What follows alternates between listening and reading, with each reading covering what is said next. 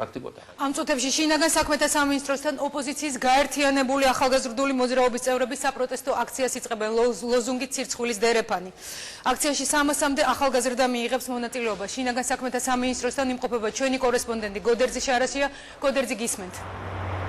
აქცია ჯერჯერობით არ დაწყებულა, თუმცა იყო ნავარაუდოდ გაცხადებული წინასწარ რომ იწყებოდა 10 საათზე, თუმცა მე ვხედავ რომ შენობის მოპირდაპირე მხარეს უკვე გროვდებიან აქციის მონაწილეები, რომლებიც რამდენიმე წუთში ალბათ დაიწყებენ აქცია შინაგან საქმეთა სამინისტროსთან. ამ აქციას ჰქვია სირცხვილის დერეფანი და მდგომარეობს შემდეგში რომ აქციის მონაწილეები განთავსდებიან მთელს პერიმეტრზე და სამინისტროს მთელს პერიმეტრზე და თანამშრომლებს შინაგან საქმეთა სამინისტროს მოუწოდებენ რომ ისინი გადმოვიდნენ ოპოზიციის მხარეს და მონაწილეობა მიიღონ იმ საპროტესტო აქციაში, რომელიც უკვე რამდენიმე დღეა პარლამენტის შენობის წინ იმართება. ჩვენ შეგვიძლია მოვისმინოთ რამდენიმე კომენტარი.